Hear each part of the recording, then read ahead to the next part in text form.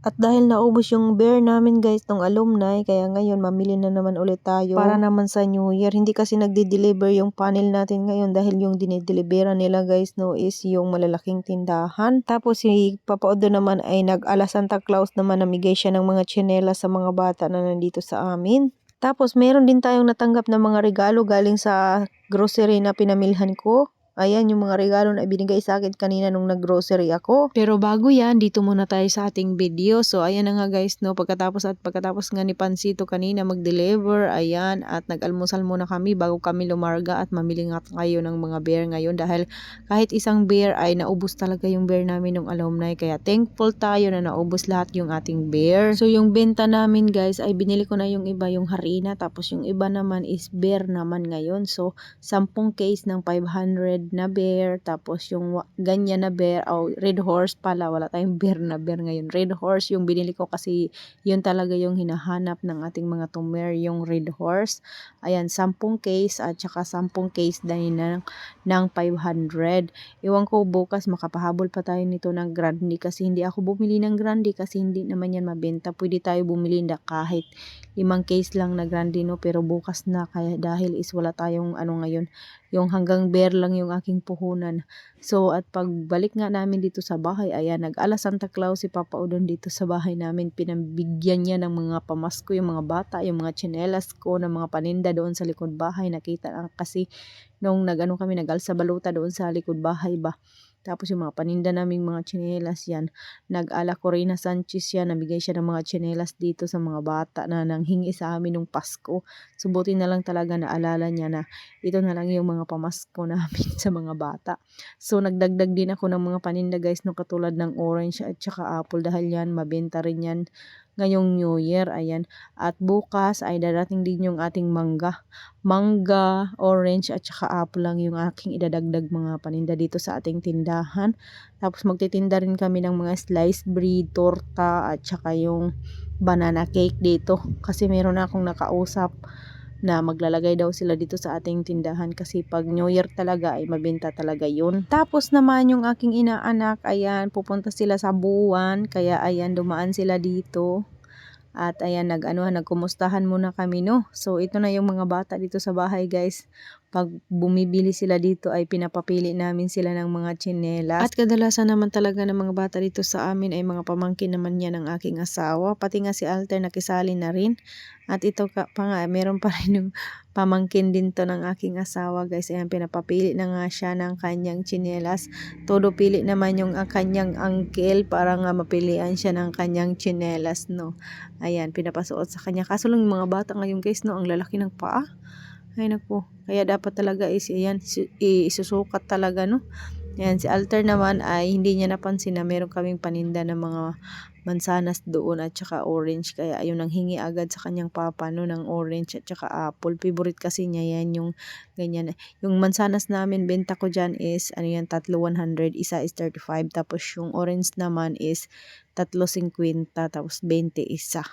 Tapos ayan, may mga bit-bit na silang tsinelas. So kinahaponan nga, ayan, at nag-grocery nga ako.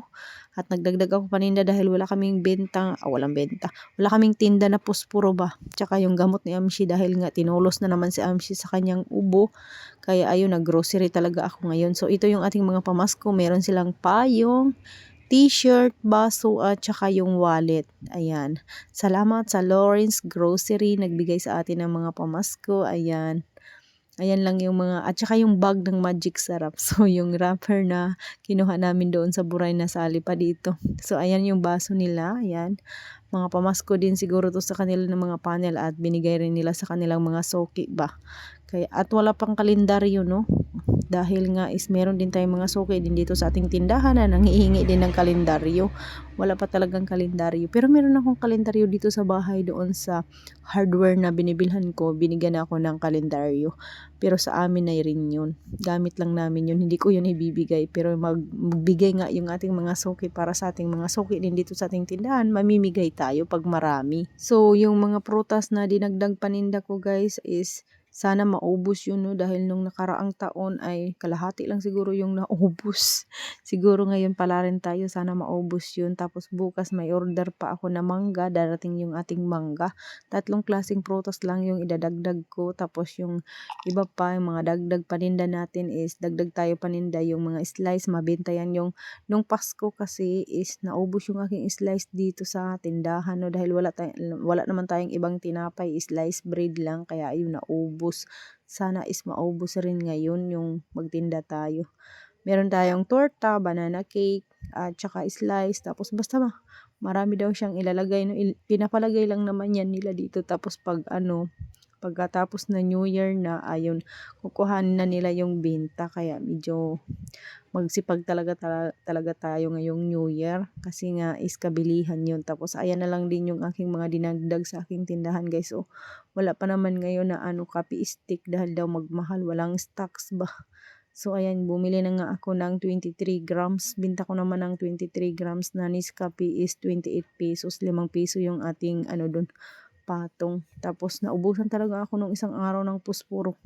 At saka nung nandun nga kami sa alumni, marami din yun nabili ng puspuro. At saka kaya hindi talaga ako nagpapaubos niyan. Kaso lang talaga is naubos talaga siya, no? Ayan, at mag-display nga muna tayo dito sa ating mga pinambili-bili. Ayan, konti lang naman yung aking mga dagdag paninda. Hindi ako nag-stock ng maraming mga yung mga spaghettihon, yung mga ganyan, yung mga pang New Year talaga, kasi hindi naman yan mabenta dito sa amin. Hindi katulad ng iba, kagaya sa kanila sa mga isla-isla, mabenta yung kanilang mga spaghetti, yung mga pang New Year ba talaga, yung mga macaroni, mga kaong, ganyan. Pero dito sa akin, hindi yan mabenta. Yung mabenta dito talaga sa akin pag New Year is yung lumpia wrapper namin, tapos yung mga torta, mga mansanas, yung ganyan, mga prutas ba, yan yung mabenta sa akin. Iba-iba rin kasi tayo, no, sa ating mga lugar ba, kung ano talaga yung mabenta. Kaya kung ako sa inyo, guys, kung ano yung mabenta sa inyo yung ngayong New Year, ay iimbak na ninyo. Kaya ako ganun yung ginagawa ko, no, kasi para hindi tayo ba pag New Year na ba. Kasi alam na natin kung ano yung mabenta pag New Year na. Kaya ayan, nag-iimbak na talaga ako ng mga paninda. Kaso lang, guys, no, kinukulangan talaga tayo minsan sa ating puhunan. Kaya hinahati-hati ko na lang talaga yung aking puhunan dito sa tindahan.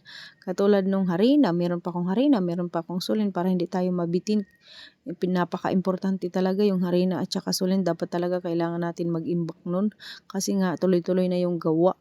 Ayan, at saka ito yung aking mga paninda, mga ko na lang to, yung mga dagdag pa, konti-konti na lang ba, yung mga kulang-kulang dito sa ating tindahan. Inuuna ko talaga yan pagkumpra, yung harina, sulin, at saka yung beer. Kasi nga nagkakaubusan talaga yan, lalong-lalo na ngayon mag-New Year. Ganyan talaga, pinaghahandaan talaga natin, no? Tapos yung mga yung mga prutas is mga ko na lang yun. Dahil nga is minsan is pinapautang at pinapaiwan lang naman yan dito. Kaya minsan ayan, nagpapaiwan talaga ako. Tapos yung bayad pag naubos na. Ganyan. So, bali bukas na natin papaganahin yung ating isang lumpiaan, guys, doon sa kabilang bahay ba, doon sa baba. Dahil bukas pa naman yung mga order na iba, medyo marami na yan natin naipon ng mga order, no? Kaya ngayon pa lang or bukas nga natin papaganahin, dalawa na yung magluluto bukas, no?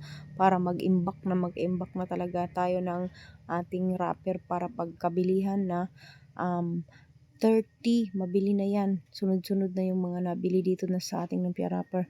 Maganda kasi yung hindi na magpila-pila yung tao, mag-aantay pa. Pag may nabili, diretso agad bigay.